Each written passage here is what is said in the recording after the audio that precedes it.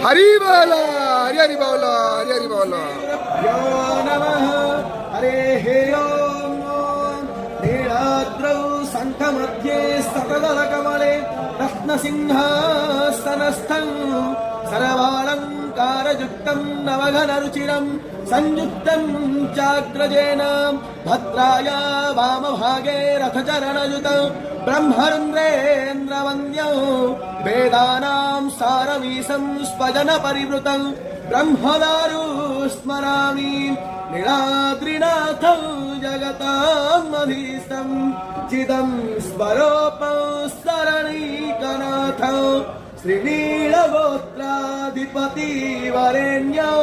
सुरेन्द्रवन्द्यं प्रणतोऽस्मि नित्यं